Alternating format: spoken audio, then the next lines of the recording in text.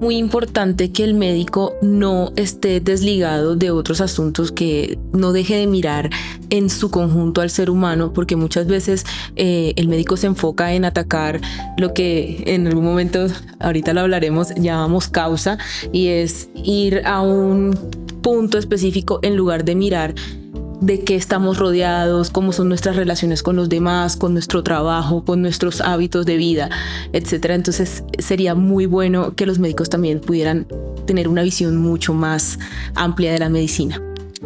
Hoy con nosotros en Frecuencia Unal el profesor Mario Hernández, médico y además historiador. Nos va a brindar una visión nueva, diferente y más amplia de la medicina. Profe, un gusto, qué alegría tenerlo por acá. Muchas gracias, Alejandra, es un placer también. Bueno, profe, quiero que nos cuente, vamos a empezar por el inicio. Entonces, ¿cómo llegó a interesarse en la ciencia? Bueno, no, es que esto es una cosa desde muy el comienzo de mi formación médica, porque tuve un espacio muy interesante que se llamaba Seminario de Epistemología primero y después de Historia de las Ciencias y de la Medicina. Esto fue en pregrado y durante todo el tiempo. Entonces ahí yo me enganché, obviamente, no tanto con la ciencia natural y la cosa, pues, ¿no? Sino más bien con las ciencias sociales y humanas. Me parecieron que daban una forma de comprender el mundo y la vida, pues, que cualquier médico debería tener. Entonces, bueno, yo me enganché con eso desde muy temprano y ahí sigo, ¿verdad? ¿Cómo se dio ese salto de la medicina a la historia y por qué le parece importante que además de la parte científica tengamos una visión desde las ciencias sociales? Pues mira, yo creo que hubo un tránsito muy complejo y al mismo tiempo reduccionista de la práctica médica, porque cuando venía en el mundo antiguo este pensamiento hipocrático galénico, ¿no? Que claramente entendía las relaciones entre microcosmos y macrocosmos y era todo el tiempo esta idea de la fisis que estaba ordenando las cosas, bueno, eso se rompe con la modernidad. Y en el siglo XIX precisamente se desarrollan estas ciencias específicas, cada una con su objeto, ¿no? Y en la medicina ocurrió una incorporación de ese pensamiento científico moderno en el siglo XIX, con las mentalidades médicas se llamaba eso. Y entonces empezó a hablarse más bien de que la medicina era una ciencia, que ese paciente al frente era como su objeto de estudio, el paciente enfermo, la persona, el individuo enfermo, y empezó a vincularse mucho con las ciencias. Y entonces, claro, esto fue fragmentando también en cierta forma, ¿no? Y se piensa y predomina además un pensamiento biológico de la enfermedad, que separa lo social de lo biológico y supone que la causa es siempre fundamentalmente biológica, con algunos factores externos o internos, pero es biológica. Entonces, eso es una forma muy reduccionista. Eso se llama pensamiento biomédico. Y claro, fue abandonando poco a poco una visión de conjunto, una visión relacional, una visión social. Los seres humanos somos societales, incluso, no sociales, sino societales. Necesitamos la sociedad para ser seres humanos. Entonces, bueno, somos sanos o enfermos en sociedad. Y eso se ha perdido. Entonces, claro, la verdad, mi propósito todo el tiempo ha sido recuperar esa visión de la sociedad. Uy, profe, sí, hace un momento de hecho hablábamos sobre esa visión del paciente que en Grecia antigua se veía de una forma como aquel que padece el pathos, y ya en la modernidad con esta fragmentación se viene a entender como alguien como un poco más pasivo. Claro, porque se vuelve como una especie de huésped, así se le trata, ¿no? Es decir, el ser humano es simplemente alguien que hospeda, ¿no? Una serie de causas, y sobre todo a partir de esta idea de la teoría del germen. De ahí salió la idea. Entonces, al identificar un ser vivo, un microorganismo dentro de las células en segunda mitad del siglo XIX, aquí está la causa. De ahí sale la idea de la bala mágica que propuso Paul Ehrlich, y diciendo, si logramos por afinidad química matar el microorganismo sin afectar la célula, entonces tenemos una lógica de exterminio de aquellos microorganismos, y en esa lógica seguimos. Y empieza todo un lenguaje bélico que es atacar químicamente, pero se olvida de todo lo que hay alrededor. Incluso se desarrolló todo un modelo de erradicación, campañas de erradicación de enfermedades transmisibles, así se llamó en la primera mitad del siglo XX. Ahora, lo que pasa es que ahí se dieron cuenta de que no había forma de eliminar y no todas eran por microbacterias o por microorganismos. Entonces empezó a haber una lógica más bien de multicausalidad, pero siempre tratando de identificar cuál causa pesa más y tratar de afectar esa causa, ¿no? Es demasiado fragmentado, demasiado pegado a una lógica de relación causa-efecto muy próxima y se olvida las relaciones con el todo y se olvida los procesos sobre todo, ¿ves?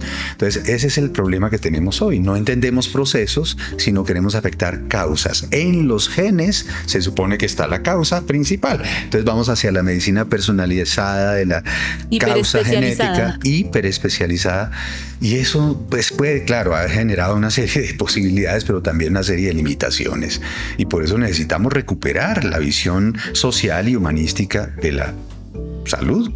Claro, hace un momento usted nos hablaba de esa palabra justamente causa y de cómo se está entendiendo. Muchas veces se cree que es atacar al virus, al germen, a la bacteria, etcétera, pero la causa puede ser algo mucho más amplio que...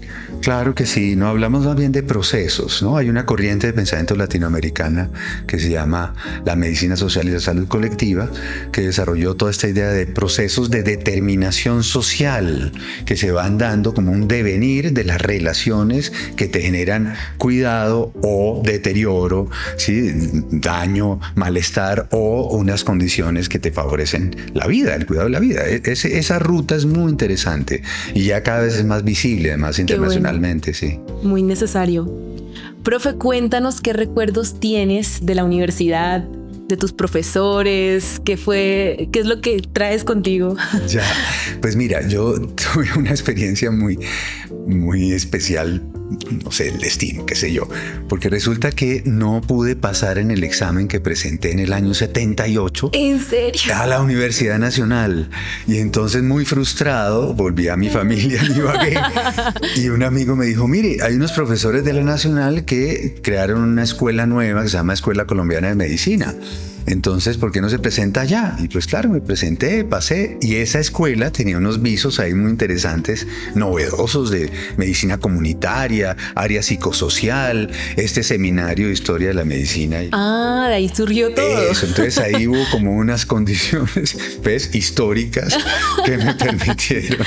Entonces, claro, yo recuerdo personas muy claves de esa experiencia. Emilio Quevedo Vélez, por ejemplo, fue quien lideró todo este asunto allá en la Escuela Colombiana de Medicina. Néstor Miranda, un sociólogo que había aprendido precisamente con Canguilhem el tema de la historia epistemológica de las ciencias y de la medicina. Bueno, es decir, una gente maravillosa que me permitieron, digamos, entrar a este campo. Entonces, eso por un lado. Pero muy tempranamente, pues yo quería estar en la Nacional. Entonces, claro, el sueño no se había acabado. No se había ido. Entonces yo me quedé como profesor en la Escuela Colombiana de Medicina y en ese seminario en el área comunitaria.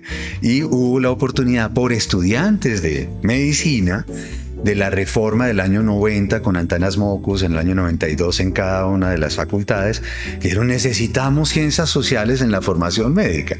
Entonces nos llamaron para hacer un seminario. Poco después se abrió un concurso y por eso desde el 92 sos profesor de la universidad. ¡Ah, caramba! Profe, nosotros sabemos que usted ha estado muy participativo en el tema de la recuperación del Hospital San Juan de Dios. Queremos que nos cuente cómo ha sido todo este proceso. Bueno, pues esto es una cosa que la Universidad Nacional ha venido trabajando desde hace mucho tiempo, porque pues como te contaba, su relación con el hospital es de origen. Entonces cuando ocurrió la crisis esta de entre el 99 y el 2001, pues precisamente la universidad estaba absolutamente vinculada, pero poco había que hacer en ese momento. Hubo una decisión de trabajadores y trabajadoras, eso es muy importante, de acudir al Congreso de la República, decir, mire, esto es un patrimonio que viene desde la colonia y debe ser considerado como tal. Entonces, efectivamente, se declaran monumentos nacionales, San Juan de Dios, materno infantil, etcétera, con la Ley 735 de 2002. Y eso es un parteaguas realmente. A partir de ahí es que estamos trabajando precisamente en la recuperación como patrimonio, pero también como hospital universitario.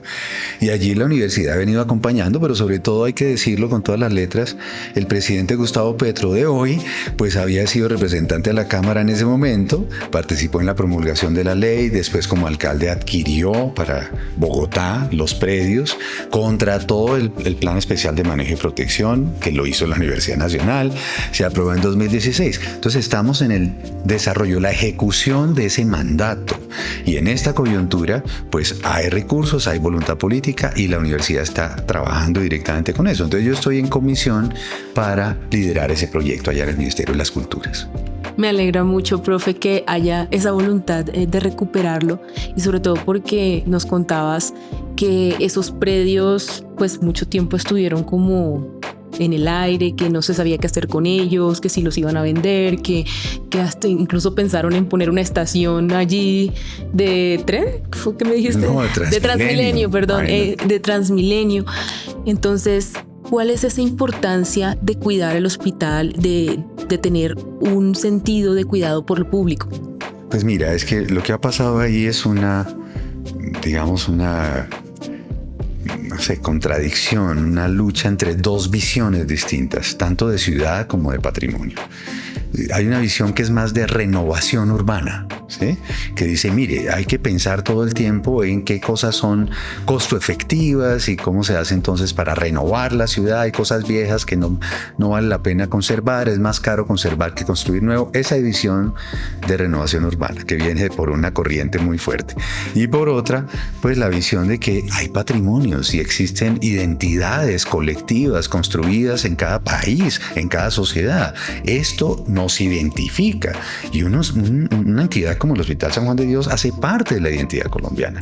Entonces, bueno, por eso es patrimonio y por eso debe ser rescatado como patrimonios integrados, no solamente edificios, sino todos los saberes y prácticas que ocurrieron allí, las experiencias, el vínculo que tiene la sociedad con ese hospital. Entonces, esas dos visiones han estado en choque, pero yo creo que hoy en día ya nadie niega que eso hay que conservarlo, preservarlo y rescatarlo como un hospital universitario moderno, y se puede perfectamente.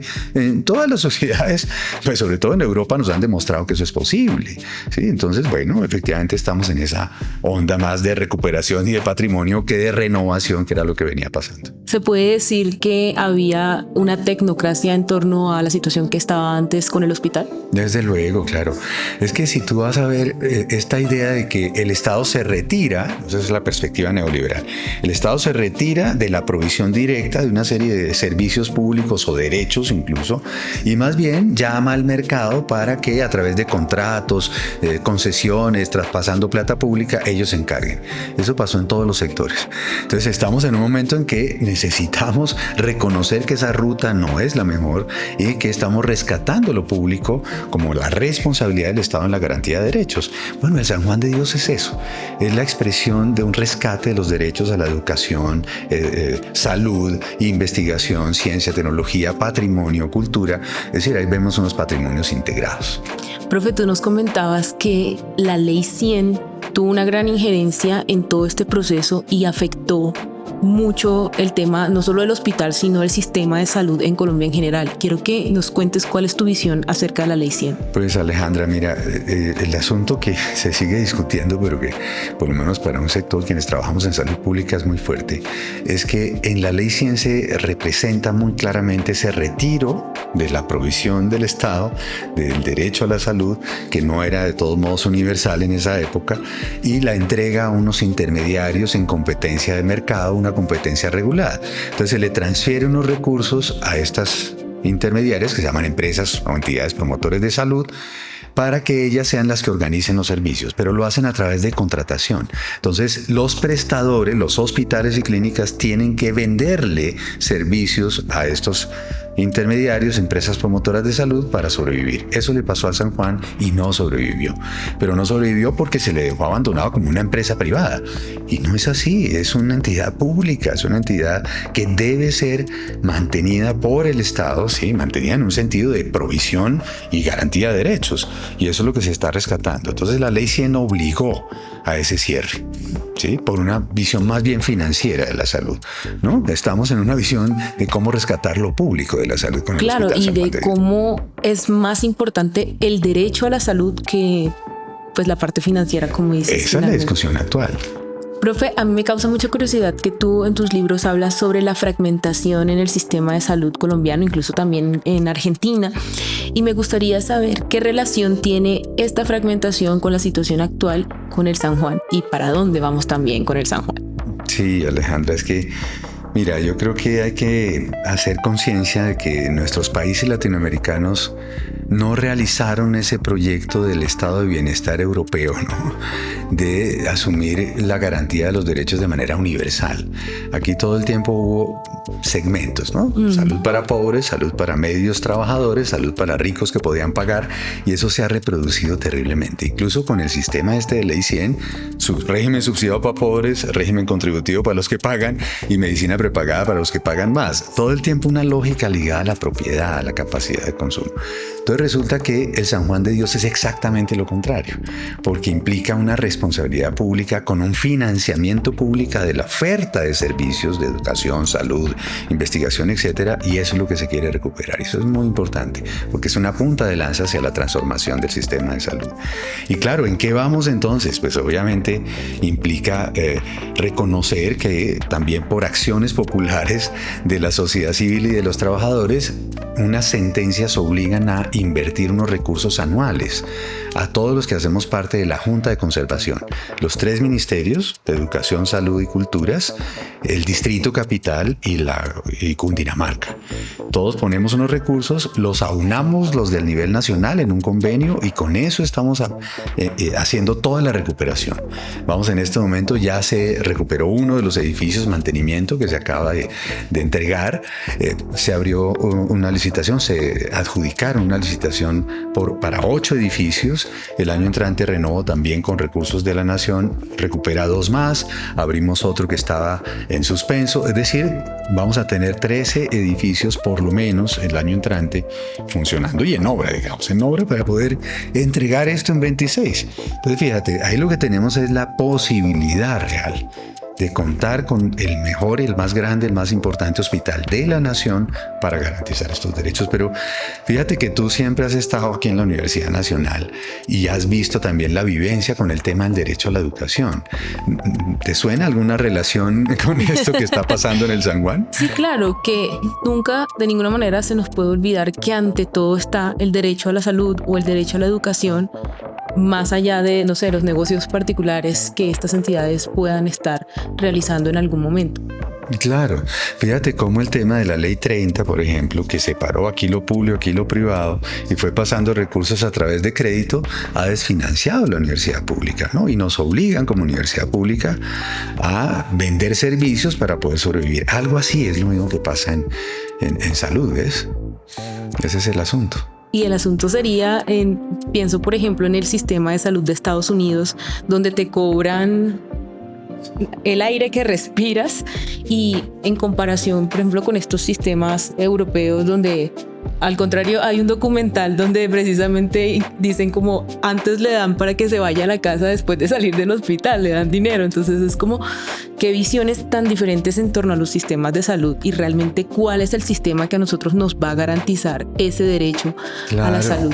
Ese es el famoso documental de Michael Moore que se llama Zico y compara efectivamente las experiencias sociales en materia de salud y educación son muy distintas y deberíamos construir como país una visión universalista, ¿no? Una necesidad de garantizar derechos universales, no esta idea de cada cual paga por lo que puede recibir y de acuerdo a su capacidad de pago. Eso reproduce las desigualdades. Entonces hay que superar esas desigualdades a través de un universalismo que reconozca las diferencias, las diversidades. Bueno, eso es posible. Claro que sí. Pues no creo que sea tarea fácil, pero es importante dar la pelea. De hecho, profe, me haces pensar en algo que hablábamos y es esta relación entre la industria alimentaria y la salud, la industria farmacéutica. Es decir, todo el tiempo nos están creando la enfermedad porque la enfermedad es rentable, es un negocio. El paciente crónico no se muere, pero consume hasta el día de su muerte. Entonces, por otro lado, también está la industria alimentaria que nos brinda productos que no son alimentos, pero que nos enferman y crean un ciclo vicioso. Entonces, ¿cómo podemos hablar de derecho a la salud y de garantizarlo si tenemos dos industrias aliadas para que no podamos salir de ese ciclo.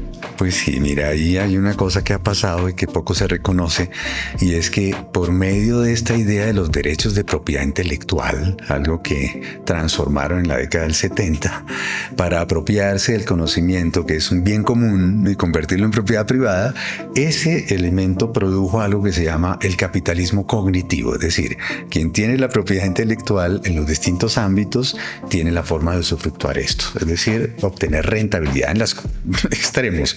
La información también se asume como propiedad privada. Entonces, bueno, aquí lo que tenemos es una situación muy difícil, muy compleja, tanto en salud como en educación, y por eso hay que tratar de superar este asunto con esta articulación como derechos y con instituciones claves como el Hospital San Juan de Dios. Es una punta de lanza. ¿Cuáles crees que son los principales retos de la salud en Colombia y de la medicina? Bueno, mira, el primero es la inequidad. Es decir, la desigualdad injusta y evitable, sobre todo en el ámbito territorial, entre el mundo rural y el mundo urbano. Hay una brecha enorme, pero también entre el mundo mestizo, digamos, urbano, de clases medias, y los mundos indígenas, afro, campesinos, etc. Pero además de género, de clase, es decir, hay una estructuración, digamos, de una matriz de desigualdad que debe ser superada. Y para hacerlo hay que, pues, cambiar la respuesta que tenemos en la sociedad y en el Estado para resolver los problemas de salud y educación. Yo creo que las dos cosas están muy articuladas. Entonces, es ir hacia allá. Y la discusión que se está dando hoy en día con este gobierno, pues está planteada en esos términos. Yo creo que vale la pena profundizar. Como universidad podemos participar en esa discusión. Profe, ¿crees que esas estructuras de algún modo nos generan enfermedad? Claro que sí, totalmente. Es decir, hay una expresión muy linda de los pueblos indígenas que es el buen vivir. Y buen vivir es una relación de armonía, ser parte de la naturaleza, no que la naturaleza sea solo un medio para mis beneficios y además cada vez más individuales. Esa relación armónica es necesario recuperarla. Bueno, profe, quiero que me cuentes, porque esto me da mucha curiosidad, y es, además de la medicina y de la historia, ¿qué otras actividades te gustan, te apasionan, qué disfrutas? Ay, caramba, me encanta cantar, me encanta bailar, me gusta leer, me gusta ir a cine, teatro. La verdad es que eso hace parte de mi cotidiano. Para finalizar, quiero que nos des un mensaje para las personas que están interesadas en estudiar medicina, en acercarse a la ciencia y también en tener una visión más amplia desde las ciencias sociales. ¿Qué consejos les das a esas personas? Reconocer que la medicina o cualquier profesión de la salud implica una vocación, pero una vocación en un sentido muy profundo, en aquella necesidad que uno siente de ayudar a otro. Es lo que hablábamos del servicio más que del prestigio, que de querer escalar. Exacto. Pero tú sientes una pasión también por esta cosa de cómo resuelvo algo que este otro pues sufre y que no tendría por qué, ¿cierto? Esas son cosas muy profundas, de mucha sensibilidad, pero para tratar de hacerlo hay que ir más allá de la idea de que soy científico y simplemente voy a mirar la causa absolutamente micro para tratar de intervenirla, no, sino justamente esto, puedo ponerme en el lugar del otro si entiendo su situación, su vida, su modo de vida, su territorio, su historia. Como te decía antes, la propuesta nuestra, de nuestro grupo de investigación, es pasar de la historia natural de la enfermedad a la historia del sujeto sociohistórico que enferma y situado.